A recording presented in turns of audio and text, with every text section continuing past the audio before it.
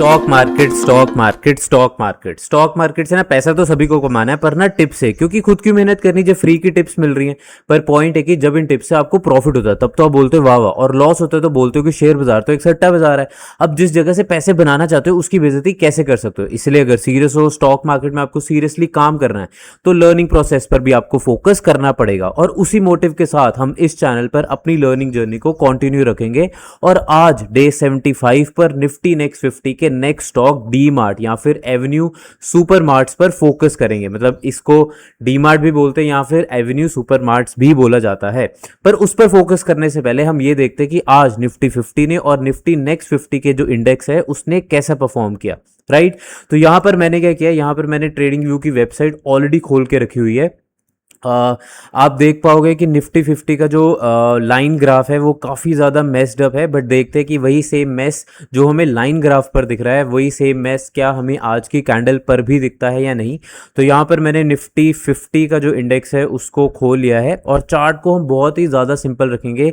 Simple price action पर focus करेंगे। कोई भी इंडिकेटर जैसे कि moving average, Bollinger band, Fibonacci, RSI, volume और बहुत सारे ऐसे इंडिकेटर्स होते हैं, उन पर हम फोकस नहीं करेंगे। क्यों? क्योंकि हम बेसिक टेक्निकल एनालिसिस पर हैं and indicators are additional things which can be put on the technical analysis. आपको रखना है तो आप अपने फेवरेट इंडिकेटर को ज़रूर रखिए, क्योंकि हर किसी का अपना खुद का इंडिकेटर जो होता है जो फेवरेट होता है, और उसको एनालाइज करने का भी हर किसी का अपना वे होता है। पर हम सिंपल प्राइस एक्शन जो है उस पर फोकस करेंगे। तो आज हमारे पास एक अच्छी कैंडल बनी है। अच्छी मैं इसलिए बोल रहा हूँ क्यों, क्योंकि इसकी जो लोअर फ्लिक है, राइट, लोअर फ्लिक एक पॉजिटिविटी दिखा रही है हमें कैंडल में।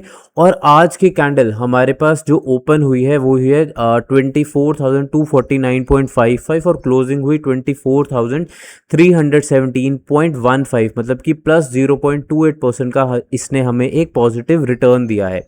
राइट, इस कैंडल ने एक बात और अच्छे से क्लियर कर दी है कि अब एट प्रेजेंट अब मूविंग फॉरवर्ड कैसा होगा कैसा नहीं होगा वो तो हमें टाइम ही बताएगा, बट एट प्रेजेंट 24,160 का जो लेवल है वो फिर से एक स्ट्रॉन्ग सपोर्ट लेवल बन गया है।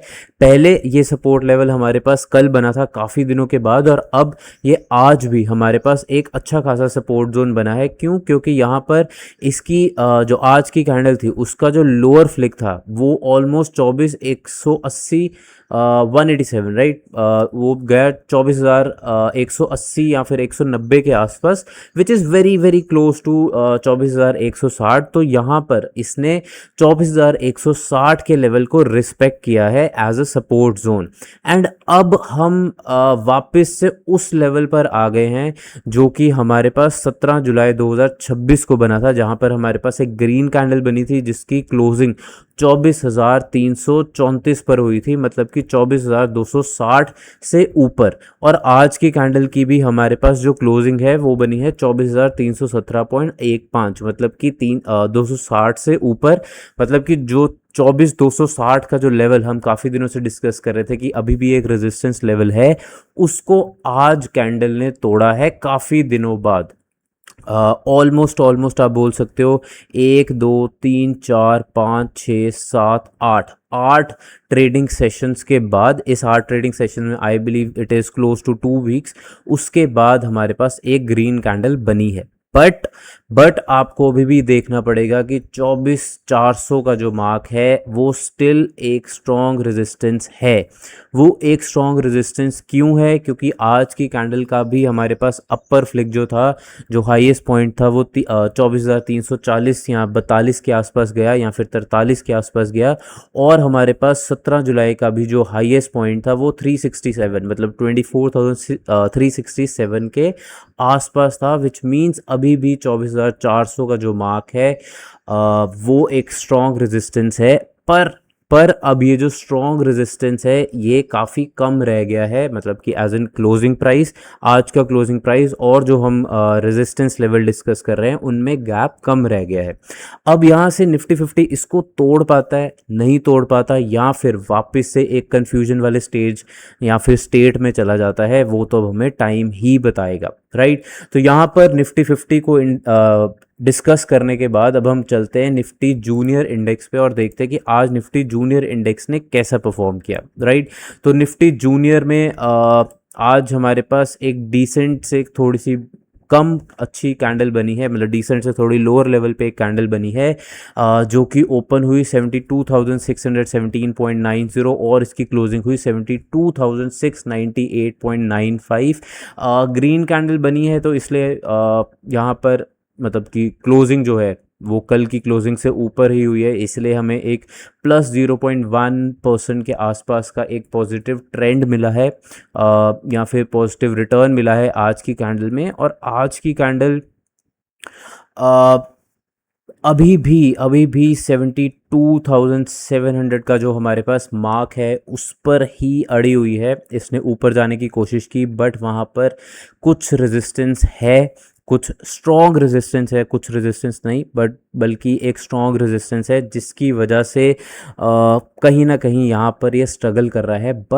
बट आज की कैंडल का जो लोअर फ्लिक है उसकी रेलेवेंस कंपैरेटिवली ज़्यादा है। वो हमारे पास 72,300 का जो मार्क है उसकी मतलब जो जिसको हम काफ़ी दिनों से एक नॉट काफ़ी दिनों but almost 5 to 7 trading sessions में हमने डिस्कस किया था कि ये एक सपोर्ट जोन हो सकता है भी, बट एक comparatively less strong support zone है। तो वही सेम सपोर्ट आज भी हमारे जो हमारी कैंडल थी उसने लिया, और सेम हमारे पास 21 जुलाई को भी ऑलमोस्ट सिमिलर वे से एक कैंडल बनी थी, जिसका लोअर फ्लिक इसी लेवल पे 72,300 के लेवल पे ही लैंड किया था, और वहाँ से जो कैंडल है वापस अच्छा ऊपर भागी थी। दो उसकी क्लोजिंग 21 जुलाई वाली की क्लोजिंग 72,700 के मार्क से ऊपर थी, आज की क्लोजिंग ऑलमोस्ट 72,700 पे ही हुई है। अब यहाँ से नेक्स्ट अगर ये ऊपर जाता है तो नेक्स्ट लेवल जो हमारे पास एक स्ट्रॉन्ग रेजिस्टेंस का है दैट इज 73,100, और हो सकता है कि यहाँ से फिर जो निफ्टी नेक्स्ट 50 का जो इंडेक्स है वो फिर से स्ट्रगल करे या फिर नीचे आए। अब वो तो हमें टाइम ही बताएगा। अब हम सीधा चलते हैं आज के अपने स्टॉक पे, दैट इज़ डी मार्ट या फिर एवेन्यू सुपर मार्ट्स। बट एक बार ही देखते हैं कि यहाँ पर अगर हम डी मार्ट सेलेक्ट करते हैं तो क्या वो आता है।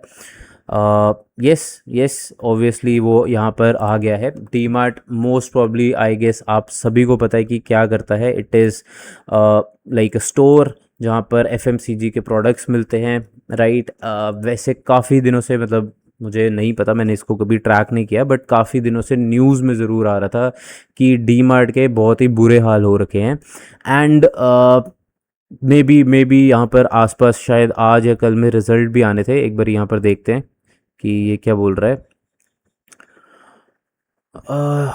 रिज़ल्ट का तो अभी कुछ खास नहीं दिख रहा, बट हाँ मतलब मैंने कहीं तो सुना था, कहीं आर्टिकल पढ़ा था या कुछ पढ़ा था कि डी मार्ट के रिज़ल्ट्स इतने अच्छे नहीं आए या पॉजिटिव नहीं है, और काफ़ी दिनों से ये बहुत ही ज़्यादा मार खा रहा है। तो यहाँ पर मैंने एवेन्यू सुपर मार्ट्स या फिर डी मार्ट का वीकली चार्ट खोल लिया है। लास्ट कैंडल हमें इग्नोर करनी पड़ेगी क्योंकि अभी भी हमारे पास एक ट्रेडिंग सेशन जो है वो पड़ा है, दैट इज़ कल का ट्रेडिंग सेशन।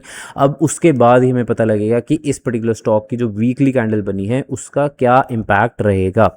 इसके अलावा मैं आपको ये भी बताना चाहूँगा कि यहाँ पर हम डी मार्ट या फिर एवेन्यू सुपर मार्ट्स पे जो भी हम डिस्कशन कर रहे हैं वो सिर्फ एजुकेशनल पर्पस के लिए ही है। कोई भी बाय या सेल की रिकमेंडेशन नहीं है, ना ही कोई हम फ्यूचर में कैसा स्टॉक जाएगा कैसा नहीं जाएगा उसके बारे में डिस्कस करेंगे। तो अगर आपको किसी भी हिसाब का ट्रेड लेना है तो आप प्लीज़ अपने फाइनेंशियल एडवाइजर से पूछकर या फिर खुद के टेक्निकल एनालिसिस को कर ही करें, राइट। तो यहाँ पर अगर हम ग्राफ को थोड़ा सा छोटा करें तो यहाँ पर आप देख पाओगे कि काफ़ी देर से हमारे पास डी मार्ट में, मैं नेगेटिविटी तो नहीं बोलूँगा, नेगेटिविटी तो एक रॉन्ग वर्ड हो जाएगा, बट एक स्ट्रगल ज़रूर है इस पर्टिकुलर स्टॉक में काफ़ी देर से, राइट। अगर मैं ग्राफ को काफ़ी छोटा करूं तो ऑलमोस्ट 2021 के आसपास से ये स्टॉक 3400 की जो सपोर्ट जोन है इस पर बार बार आ रहा है। इस पर बार बार आने के बाद स्टॉक हमारे पास ऊपर जा रहा है, राइट। इस पे आप देख पाओगे कि फर्स्ट टाइम ये जो सपोर्ट जोन था वो 2022 मई में आया था, वहाँ से स्टॉक ने अच्छी खासी रैली की। देन अगेन ये यहाँ पर स्टॉक हमारे पास मार्च 2023 में आया और उसके बाद तो एक अच्छी एंड काफ़ी सॉलिड रैली थी, राइट। ऑलमोस्ट 3400 से 5300 के आसपास गया इन अ मैटर ऑफ ऑलमोस्ट, आप बोल सकते हो कि 1.5 साल का टाइम फ्रेम में ये 5300 माइनस 3400 डिवाइड बाय 3400, मतलब कि इसने 1.5 साल में ऑलमोस्ट हमें 55% का रिटर्न दिया, which is a very decent and very good return for a very big stock like this in terms of the numbers, not in terms of उसकी market capitalization but in terms of उसका unit price.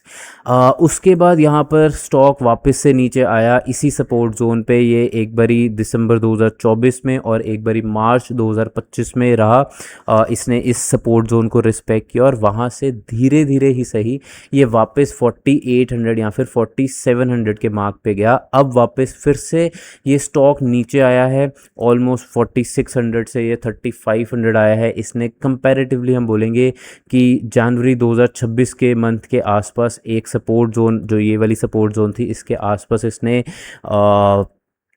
ये रुका, इसने support लिया और वहाँ से ये वापस 3600 से 4600 के आसपास गया, मतलब कि 1000 पॉइंट के आसपास का पॉजिटिव रिटर्न अगर परसेंटेज टर्म्स में देखें तो क्लोज टू 27% रिटर्न दिया, जो कि एक अच्छा रिटर्न है।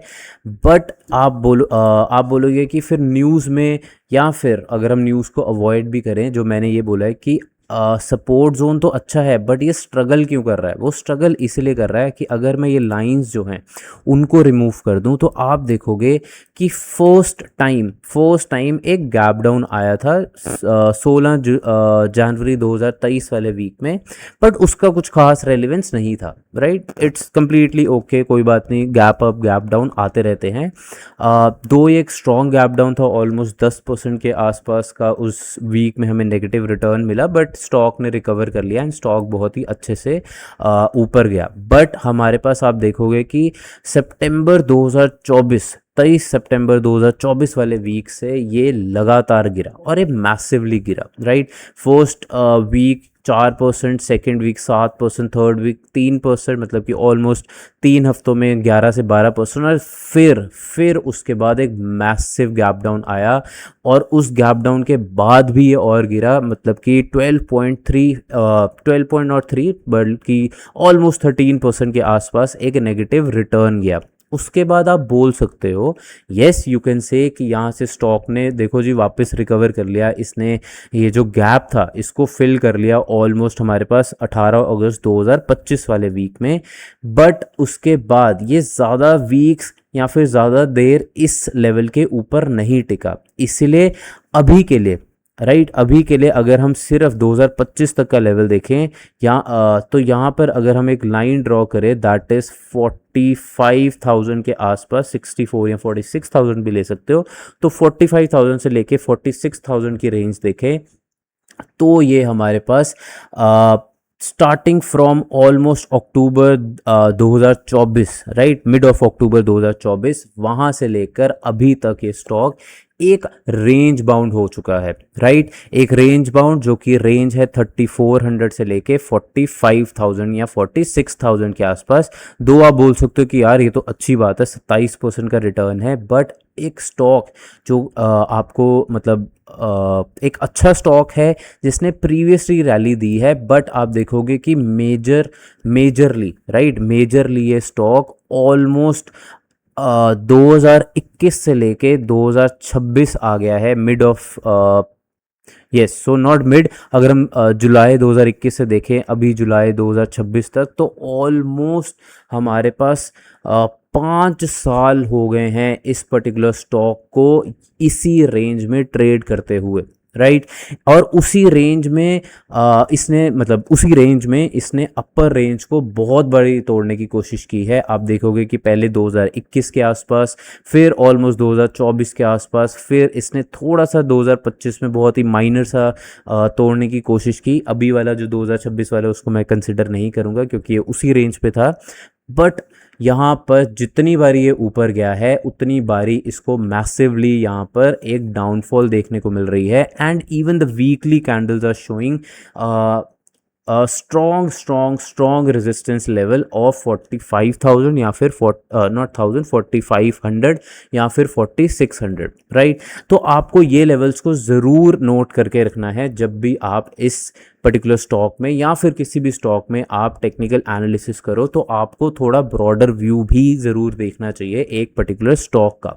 तो कैंडल्स और चार्ट्स को ऐसे रीड किया जाता है। अगर आपको कैंडल्स और चार्ट्स कंफ्यूजिंग लग रहे हैं तो कोई बात नहीं, इंटरनेट पे बहुत सारा फ्री कंटेंट है जहाँ पर आप कैंडल्स, चार्ट्स और भी टेक्निकल एनालिसिस के एस्पेक्ट सीख सकते हो। बट फिर भी अगर क्योंकि वो बहुत ही सारा स्कैटर्ड सा मटेरियल है, आपको मेहनत करनी पड़ेगी, इसलिए अगर आप स्ट्रक्चर्ड वे में मार्केट को सीखना चाहते हो या फिर मार्केट के रेगुलर अपडेट्स देखना चाहते हो तो नीचे डिस्क्रिप्शन में मैंने अपने टेलीग्राम पेज और टेलीग्राम चैट बॉक्स का लिंक डाल दिया है, तो आप मुझसे वहाँ भी कनेक्ट कर सकते हो। और वहाँ पर मैं रेगुलर बेसिस पर स्टॉक मार्केट से रिलेटेड अपडेट्स और एजुकेशनल कंटेंट भी शेयर करता रहता हूं, तो आप मुझसे वहां भी कनेक्ट कर सकते हो, राइट। तो यहाँ पर हमने वीकली चार्ट तो डिस्कस कर लिया। अब हम देखते हैं कि डेली चार्ट पर आज के सेशन में डी मार्ट या फिर एवेन्यू सुपर मार्ट्स ने कैसी कैंडल बनाई। तो यहाँ पर एक बहुत ही वीक बट सर्टन कैंडल बनी है जिसमें हमारे पास जो आज की ग्रीन कैंडल थी वो ओपन हुई 3849, हाई गया 3967.2, लो गया 3837.1 और क्लोजिंग हुई 3874। मतलब कि यूनिट्स के टर्म में 25.9 और परसेंटेज की टर्म्स में 0.67% का इसने हमें एक पॉजिटिव रिटर्न दिया है। बट अगर इस रिटर्न को अगर हम थोड़ा सा साइडलाइन करते हैं, क्योंकि करना ही पड़ेगा, मतलब कोई खास रिटर्न नहीं, इतना बड़ा स्टॉक है, आधे % से क्या ही बात बनती है, मतलब 25 यूनिट बेसिस में कुछ खास रेलिवेंस नहीं आती। बट इसका जो अपर फ्लिक है जो कि हाईएस्ट पॉइंट था दैट वाज क्लोज टू 4000, उसने एक बात बहुत अच्छे से बता दी है कि डेली चार्ट पर 4000 का लेवल हमारे पास एक स्ट्रॉन्ग रेजिस्टेंस है।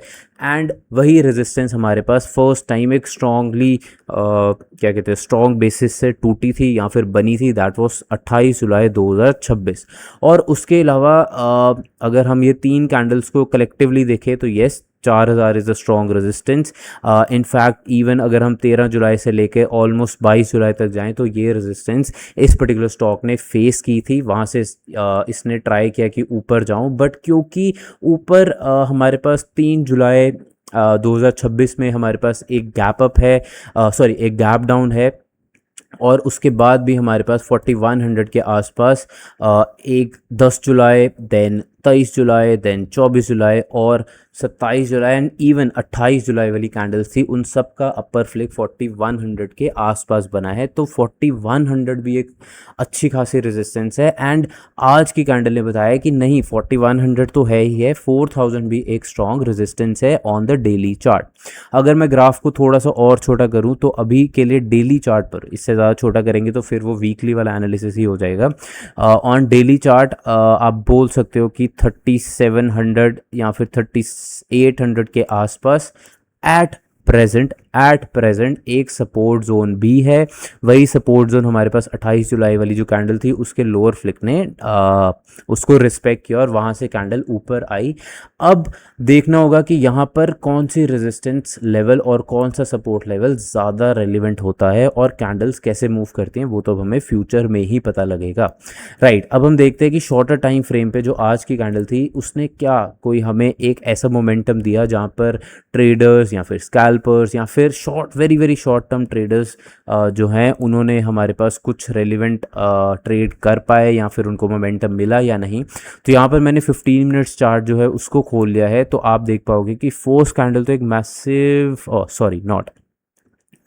Not first candle, right. So first candle बहुत ही ज़्यादा एक अनसर्टन सी कैंडल बनी थी जो कि ये है आपके पास 7 वाली कैंडल 15 मिनट्स चार्ट पे। इसकी कोई सर्टेनिटी नहीं थी, कुछ भी रेलिवेंट नहीं था। बट जो थर्ड कैंडल बनी उसमें एक पॉजिटिव ट्रेंड आया 945 वाली कैंडल पे और एक मैसिव ट्रेंड आया। उसके बाद 2 कैंडल्स थोड़ी अच्छी बनी, बट वहाँ से हमारे पास स्टॉक को वही 4000 के लेवल वाला या फिर 39 1350 के लेवल के आसपास एक रेजिस्टेंस फेस करनी पड़ी।